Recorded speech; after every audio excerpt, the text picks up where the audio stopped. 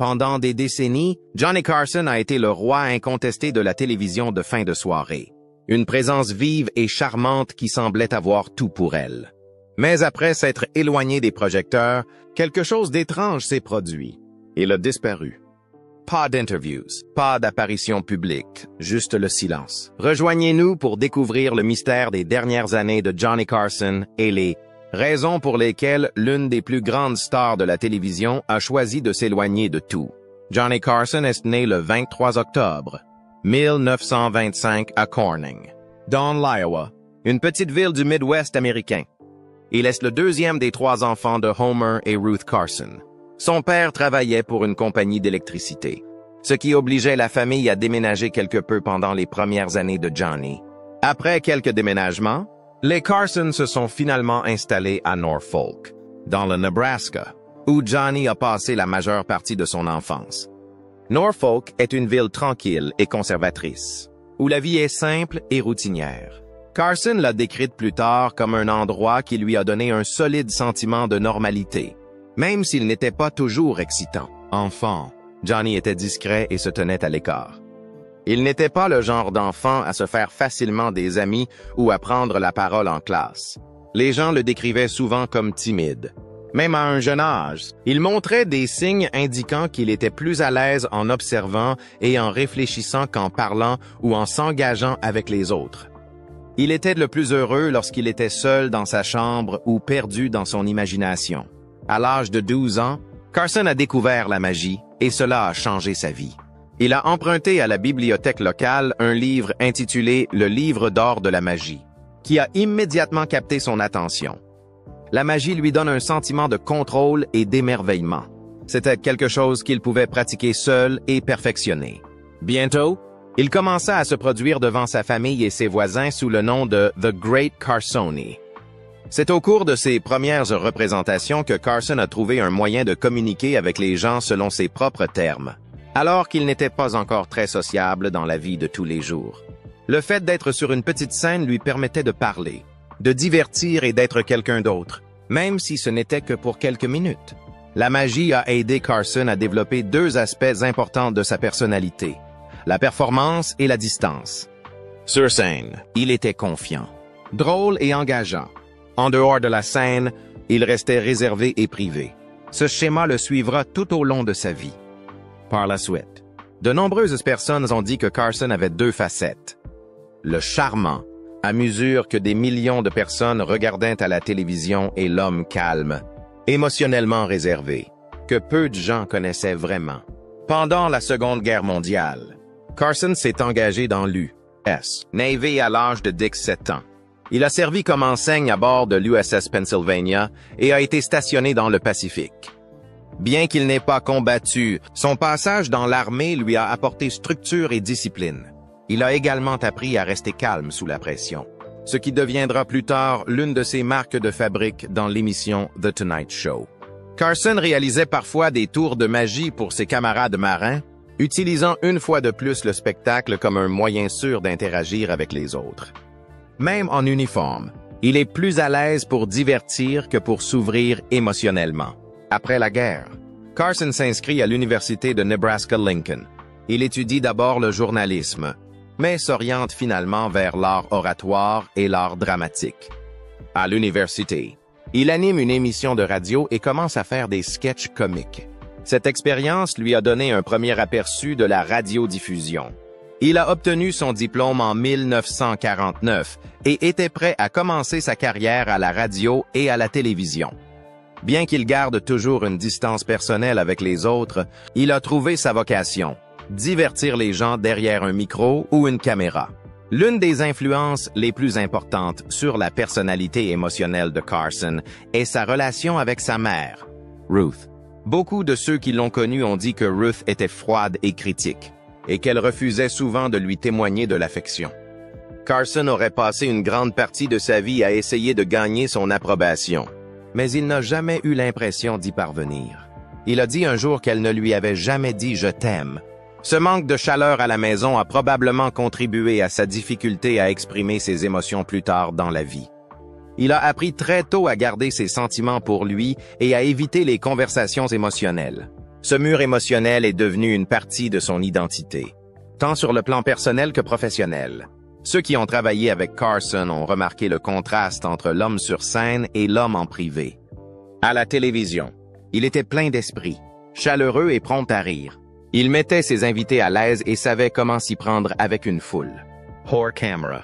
Il évitait souvent les bavardages et était connu pour se retirer des conversations sans avertissement. Certains collègues ont dit qu'il pouvait être charmant à un moment donné et distant l'instant d'après. Il n'aimait pas être vulnérable et laissait rarement les gens s'approcher de lui. La création d'une icône américaine. Après avoir terminé ses études à l'Université du Nebraska en 1949, Johnny Carson est prêt à entamer sa carrière dans l'audiovisuel. Il a commencé modestement, comme la plupart des gens du secteur à l'époque. Son premier véritable emploi est à Wow Radio and Television à Omaha, dans le Nebraska. Il y anime une émission matinale et travaille à l'écriture et à l'exécution de routines comiques. Dès ses premières années, Carson fait preuve d'un sens aigu du timing et d'un humour qui lui permettent de se démarquer. Il avait un esprit vif et d'une présence à l'antenne que les gens ont tout de suite apprécié. Carson ne reste pas longtemps dans le Nebraska. Au début des années 1950, il s'installe à Los Angeles pour tenter sa chance à la télévision. Sa grande chance se présente lorsqu'il commence à travailler comme scénariste comique pour Red Skelton, un humoriste populaire de la télévision. Lorsque Skelton se blesse juste avant un spectacle, Carson le remplace. Sa prestation a été bien accueillie et a attiré l'attention des professionnels du secteur. Cela a conduit à d'autres opportunités d'animation, notamment un jeu télévisé intitulé Earn Your Vacation, Gagnez vos vacances, et plus tard Who Do You Trust? À qui faites-vous confiance? Une émission de jour où les compétences de Carson avec le public ont vraiment commencé à briller. C'est dans l'émission Who Do You Trust que Carson a développé de nombreux traits de caractère qui l'ont rendu célèbre par la suite. Il s'adressait aux invités de manière détendue et naturelle. Il écoutait attentivement, faisait des blagues rapides et semblait vraiment intéressé par ses interlocuteurs. Il avait également un sens de l'humour intelligent, mais jamais méchant. Les téléspectateurs avaient l'impression qu'il s'adressait directement à eux. Son charme facile mettait les téléspectateurs à l'aise et ils commençaient à lui faire confiance. L'ascension de Carson vers la célébrité nationale s'est produite lorsque la NBC eut besoin d'un nouvel animateur pour le Tonight Show en 1962. L'émission avait déjà été diffusée pendant des années avec d'autres animateurs. Mais la NBC voulait quelqu'un de nouveau qui puisse garder les téléspectateurs captivés soir après soir. Johnny Carson était le choix idéal. Il prend officiellement les rênes de l'émission le 1 octobre 1962, et il en restera l'animateur pendant les 30 années suivantes. Dès le début, Carson a apporté une nouvelle énergie à la télévision de fin de soirée.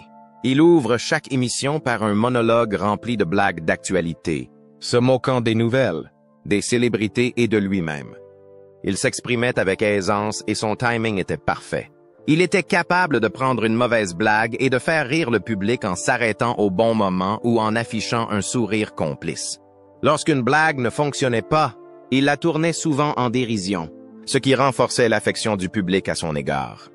Il n'avait pas peur d'admettre que quelque chose ne fonctionnait pas, et cette honnêteté lui donnait l'impression d'être réel, dans les coulisses. Cependant, Carson était très différent de l'animateur sympathique que l'on voyait à la télévision.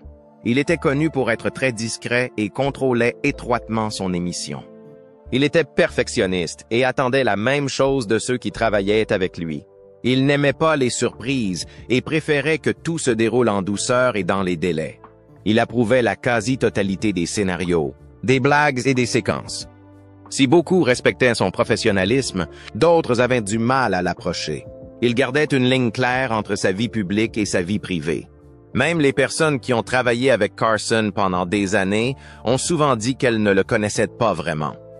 Il était poli mais distant, amical mais pas ouvert. Il n'aimait pas partager des détails personnels ou des émotions. Les scénaristes et les producteurs savaient que leur conversation avec lui devait être brève et axée sur le travail. Certains, trop proches, se sont retrouvés repoussés sans crier guerre.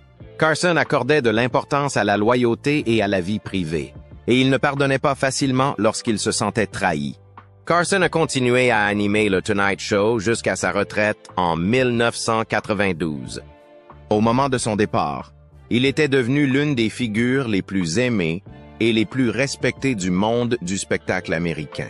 Sa dernière émission a attiré environ 50 millions de téléspectateurs, ce qui montre clairement à quel point il avait su s'attacher le public au fil des ans.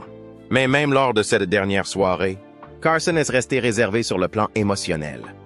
Il a remercié son personnel et ses téléspectateurs, a souri doucement et a fait ses adieux. Non pas avec des larmes, mais avec grâce et calme. Son passage en tant qu'animateur l'avait rendu célèbre. Mais derrière ce succès se cachait un homme qui, même au sommet de sa gloire, avait gardé une grande partie de lui-même.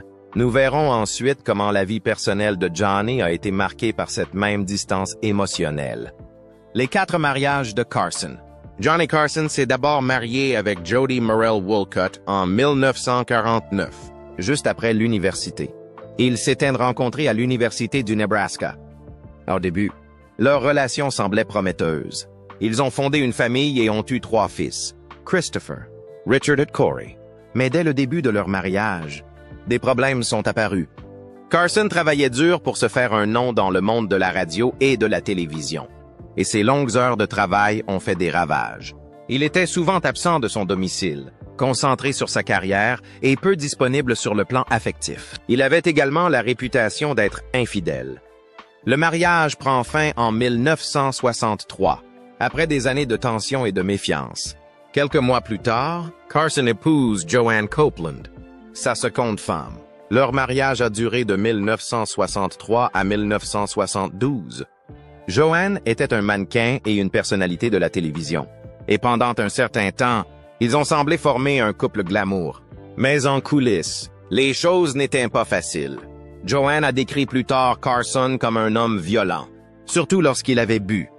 Elle dit qu'il avait la langue bien pendue et un tempérament vif, et qu'il utilisait souvent les mots pour blesser, comme son premier mariage. Celui-ci souffre d'un éloignement affectif et d'infidélité répétée. Carson consacrait encore la majeure partie de son énergie au Tonight Show, et Joanne se sentait souvent délaissée. En 1972, Carson épouse sa 3e femme, Joanna Holland. Cette relation dure plus longtemps, 13 ans, mais les mêmes problèmes reviennent. Carson continue de lutter contre l'engagement et l'intimité. Ses amis disent qu'il s'éloignait souvent de sa femme sur le plan émotionnel, même lorsque les choses semblaient aller bien. Il n'aimait pas parler de ses sentiments et évitait les conversations sérieuses. En 1983, sans crier guerre, Joanna demande le divorce. Carson est surpris, mais il n'essaie pas de l'en empêcher. Le divorce a été réglé en douceur et il est passé à autre chose. Le 4e et dernier mariage de Carson a été celui d'Alexis Moss, une ancienne employée d'une société de courtage en valeurs mobilières. Ils se sont mariés en 1987 et sont restés ensemble jusqu'à sa mort en 2005. À cette époque, Carson ralentissait sa carrière professionnelle et passait plus de temps à la maison. Alexis menait une vie très privée et se tenait à l'écart des projecteurs. Certains disent que c'est la relation la plus paisible de sa vie. Mais même dans ce mariage, Carson restait renfermé sur lui-même. Il avait appris à vivre avec une distance émotionnelle qui faisait désormais partie de son identité. Lors d'interview, Carson a admis qu'il n'était pas doué pour les relations. Il a dit un jour « J'ai donné plus de moi-même à mon émission qu'à n'importe quelle relation. » Son travail passait avant tout, toujours. Ce n'est pas qu'il ne se soucie pas des gens qui font partie de sa vie, c'est qu'il ne savait pas comment le montrer. Il préférait le contrôle, la routine et le calme. Les relations étaient désordonnées et il n'aimait pas les choses qu'il ne pouvait pas gérer facilement. Au fil du temps, ce besoin de contrôle a éloigné les gens et l'a laissé de plus en plus seul. Lins distendus et pert. Si les mariages de Carson ont été difficiles, son rôle de père a été encore plus compliqué. Il a eu 3 fils avec sa première femme, Christopher, Rick et Corey. Dès le début, il a eu du mal à se rapprocher d'eux. Il était souvent absent, soit pour filmer son émission, soit pour voyager. Lorsqu'il était à la maison, il ne savait pas comment parler à ses fils de ses émotions ou de ses problèmes personnels. Sa relation avec eux était décrite comme distante. voire froide par moments. Parmi les trois garçons, Rick Carson a eu la vie la plus troublée. Il a lutté pendant de nombreuses années contre des problèmes de santé mentale, notamment des épisodes de dépression et de toxicomanie. La famille Carson parlait rarement en public de l'état de Rick, mais les proches de la famille ont dit que la relation était pleine d'occasions manquées. Rick se serait senti abandonné par son père, tandis que Carson ne savait pas comment l'aider. Le fossé émotionnel entre eux est resté jusqu'à la fin. En 1991, Rick est décédé dans un accident de voiture à l'âge de 39 ans. Il roulait sur une route escarpée lorsque sa voiture est tombée d'une falaise. Carson est dévasté par la nouvelle. Même s'il n'était pas proche, cette perte l'a durement touché. Cela lui a rappelé des années de culpabilité et de regret, des choses qu'il n'avait jamais gérées. Ses amis disent qu'il est devenu encore plus renfermé après la mort de Rick. Il n'en parlait pas beaucoup, pas même avec ses autres fils ou ses amis proches. Il a choisi de faire son deuil en silence, comme il l'avait fait pour la plupart des événements émotionnels de sa vie. Ce deuil privé a marqué un tournant. Après la mort de Rick, Carson est devenu nettement plus silencieux et reclus.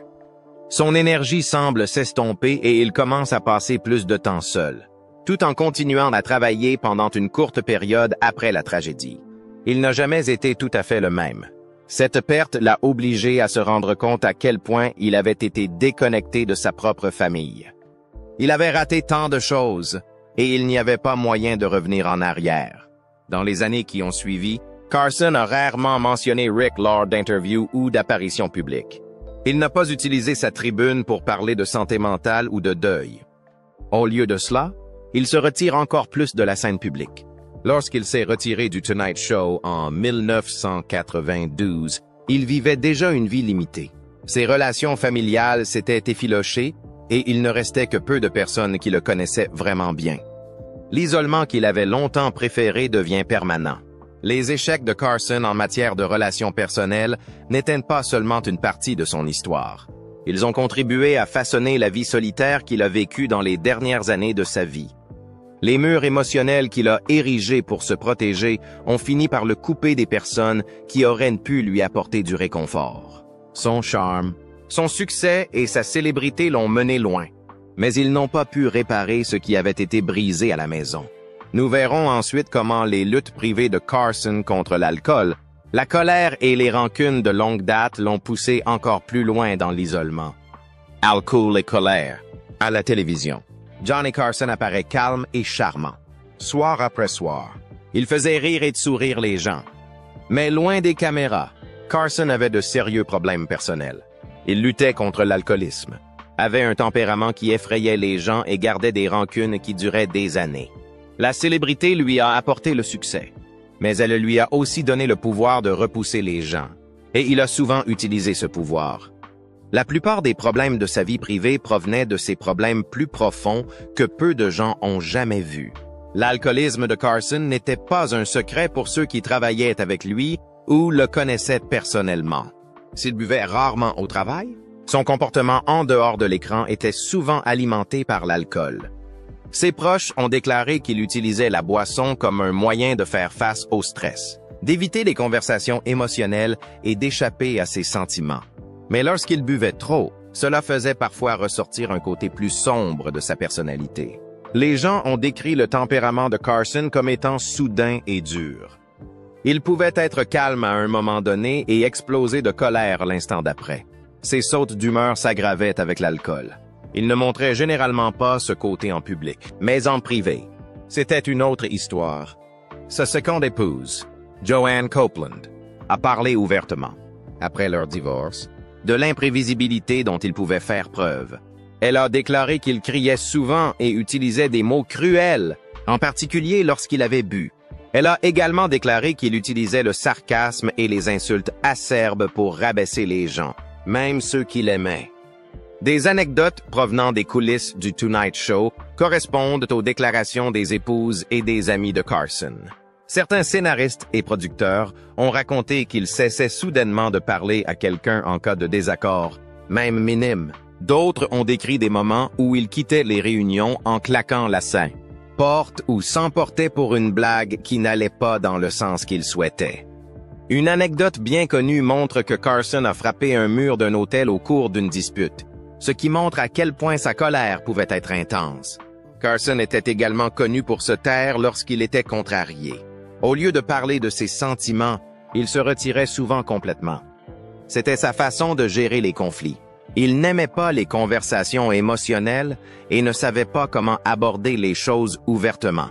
Ainsi, lorsque quelque chose le dérangeait profondément, surtout s'il avait l'impression d'être trahi, il se refermait sur lui-même. Ce silence pouvait durer des jours, des mois, voire des années. Ce consummation d'alcool, sa distance émotionnelle et son caractère emporté rendent difficile la construction d'amitiés solides ou le maintien de relations amoureuses saines. Ses proches avaient souvent l'impression de marcher sur des œufs, ne sachant pas comment il allait réagir. Même lorsqu'il n'est pas en colère, il peut se montrer froid et distant, donnant à ceux qui l'entourent l'impression d'être petit ou insignifiant. Au fil du temps, de plus en plus de personnes se sont retrouvées exclues de sa vie. Carson n'a jamais cherché à obtenir une aide publique pour ses problèmes. Il n'en parlait pas dans les interviews et admettait rarement avoir des problèmes.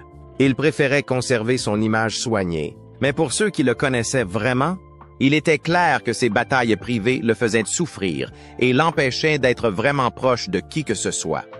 Des rancunes qui n'ont jamais guéri. L'un des signes les plus évidents des difficultés émotionnelles de Carson est sa tendance à être rancunier.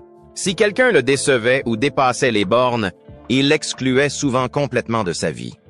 Il n'offrait pas de seconde chance. Même si le désaccord était mineur, Carson mettait fin à la relation et ne regardait jamais en arrière. Ce schéma s'est reproduit avec des amis, des collègues et même des célébrités qui avaient été proches de lui. L'exemple le plus célèbre est peut-être celui de sa brouille avec Joan Rivers. Rivers était souvent invitée à animer l'émission The Tonight Show et disait souvent à quel point elle admirait Carson. Elle le considérait comme un mentor et lui attribuait le mérite de l'avoir aidé à progresser dans sa carrière. Mais en 1986, Rivers a accepté de présenter sa propre émission de fin de soirée sur le nouveau réseau Fox. Elle n'en a pas informé Carson à l'avance. Lorsqu'il l'a découvert, il s'est senti trahi. Pour lui, c'est une question de loyauté. Il s'attendait à ce que Rivers lui parle en premier. Carson a été profondément blessé et ne lui a jamais pardonné. Après leur séparation, il a refusé de répondre à ses appels. Il ne l'a jamais réinvité au Tonight Show et ne lui a plus adressé la parole jusqu'à la fin de sa vie. Même après la mort du mari de Rivers et sa demande publique de paix, Carson est resté silencieux. Son refus de se réconcilier a montré à quel point il pouvait être rancunier, même à l'égard d'une personne qui avait beaucoup compté pour lui. Un autre exemple est sa querelle avec le chanteur Wayne Newton. Lors d'un monologue, Carson a fait des blagues qui, selon Newton, remettaient en cause sa masculinité. Newton n'a pas pris la chose à la légère. Il s'est présenté au bureau de Carson et l'a confronté.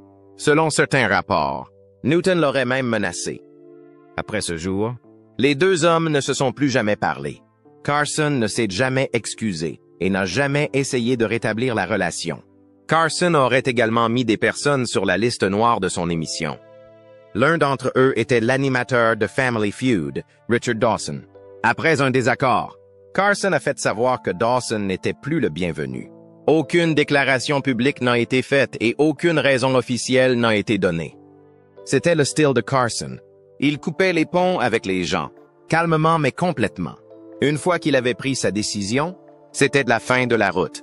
Ces histoires ne sont que quelques exemples de la façon dont l'incapacité de Carson à pardonner a rendu son monde plus petit au fil du temps. Au fil des ans, de plus en plus de personnes ont disparu de sa vie. Certains sont partis d'eux-mêmes, fatigués de marcher sur des œufs. D'autres ont été poussés vers la sortie par Carson lui-même. Quoi qu'il en soit, le résultat est le même. Moins d'amis, moins de relations et plus d'isolement. Cet isolement émotionnel a fait des ravages. En ne résolvant jamais ses conflits, Carson en a porté le poids pendant des années. Il n'en parlait peut-être pas, mais son entourage pouvait voir la tristesse qui se cachait derrière son silence. Il a souvent fait comme s'il s'en fichait, mais au fond de lui, il y avait des signes qu'il s'en fichait. Son refus de pardonner lui a laissé des blessures ouvertes qui n'ont jamais eu l'occasion de guérir. Au cours des dernières années de sa vie, Carson a rarement mentionné ses querelles. Il a choisi d'enterrer le passé, mais le mal était déjà fait. Les personnes avec lesquelles il a ri, travaillé et fait confiance ne font plus partie de sa vie. La célébrité lui a donné tout ce qu'il voulait, mais elle lui a aussi donné les moyens de tenir tout le monde à distance. La grande disparition. Lorsque Johnny Carson s'est retiré du Tonight Show en mai 1992, il ne s'est pas contenté de quitter la télévision. Il a quitté le monde. La plupart des célébrités prennent de leur retraite, mais continuent à donner des interviews, à participer à des événements publics ou à entreprendre de nouveaux projets. Carson n'a rien fait de tout cela. Il a clairement fait savoir que son temps sous les feux de la rampe était terminé. Pour quelqu'un qui avait été présent chaque soir dans des millions de foyers pendant 30 ans, le silence qui a suivi a été presque choquant. La retraite de Carson n'était pas seulement la fin d'un travail. C'était aussi la fermeture d'un chapitre de sa vie qu'il ne voulait pas revoir. Il a refusé toutes les demandes d'interviews, d'hommages et de talk-show. Même lorsque les chaînes de télévision l'ont honoré par des cérémonies de remise de prix et des rétrospectives, Carson a refusé d'y participer. Il a refusé de monter sur scène, de prononcer un discours ou même d'enregistrer un message. C'était comme s'il avait disparu du jour au lendemain. Au début, de nombreuses personnes ne croyaient pas que sa retraite serait permanente. Ils pensaient qu'il pourrait revenir en tant qu'invité, mais cela n'a jamais été le cas. Au fil du temps, les choses se sont précisées. Carson était sincère lorsqu'il a fait ses adieux. Après avoir pris sa retraite, Carson a vécu tranquillement à Malibu, en Californie, dans une maison avec une vue magnifique sur l'océan Pacifique. Il s'est tenu presque entièrement à l'écart de la scène publique. Les seules fois où les gens le voyaient, c'était lors de rares sorties sur son bateau ou lors de courses rapides en ville. Il n'y a pas de photos de lui prises par des paparazzis lors de grandes fêtes ou sur le tapis rouge, car il ne s'y rendait pas. Il n'avait plus aucun intérêt à être célèbre. Johnny Carson est décédé le 23 janvier 2005, à l'âge de 79 ans, des suites de complications liées à l'emphysème, une affection pulmonaire souvent liée au tabagisme. Carson a fumé pendant des décennies, tant à l'antenne qu'en dehors. Bien qu'il ait arrêté plus tard dans sa vie, le mal était déjà fait. Sa mort a fait la une des journaux du monde entier. Mais les détails sont restés confidentiels. Il n'y a pas eu de funérailles publiques, ni de cérémonies commémoratives, ni de grands rassemblements de célébrités pour lui rendre hommage. Sa famille a publié une courte déclaration confirmant son décès. Et c'est tout. Carson avait prévu les choses de cette façon. Il ne voulait pas de grands adieux ni d'exposition publique. Il avait passé ses dernières années dans l'intimité et voulait quitter le monde de la même manière. De nombreux amis et collègues de Carson ont été attristés par le peu de choses qu'ils savaient sur ces dernières années. Certains ont appris sa mort en lisant les journaux. D'autres avaient déjà perdu le contact avec lui et ne lui avaient pas parlé depuis des années. Alors que de nombreuses célébrités sont commémorées par des hommages, des spectacles et des fanfares, les adieux de Carson se sont déroulés dans le calme, à l'image de son dernier chapitre. Mais même s'il a choisi le silence, le monde ne l'a pas oublié. Après sa mort, des humoristes, des animateurs de télévision et des acteurs ont dit à quel point Carson comptait pour eux. David Letterman, Jay Leno, Conan O'Brien et bien d'autres l'ont décrit comme le plus grand animateur de fin de soirée de tous les temps. Ils ont loué son timing, son intelligence et la manière dont il mettait les gens à l'aise. Letterman, en particulier, était ému lorsqu'il parlait de Carson, qui avait été à la fois un héros et un partisan privé. Un détail surprenant a été révélé après la mort de Carson. Il avait continué à écrire des blagues pendant sa retraite. Certaines de ces blagues ont été transmises à David Letterman, qui les a utilisées dans ses monologues d'ouverture. Carson ne s'en est jamais attribué le mérite et n'a jamais dit au public qu'il faisait cela. Il s'agissait d'un cadeau privé d'un artiste à un autre. Cela montre également que, même à la retraite, Carson n'a jamais perdu son amour de la comédie. Une autre histoire qui n'a été révélée qu'après son décès est que Carson avait fait de généreux dons à diverses organisations caritatives. Il n'en parlait pas et la plupart des dons étaient anonymes. Cette générosité discrète a donné aux gens un aperçu de ses valeurs et du genre de personne qu'il était lorsque les caméras étaient éteintes. Il ne voulait pas de reconnaissance. Il voulait juste aider à sa manière. En fin de compte, Johnny Carson est resté un mystère. Si vous avez trouvé cette histoire intéressante, donnez-nous un like et abonnez-vous pour d'autres vidéos de ce genre.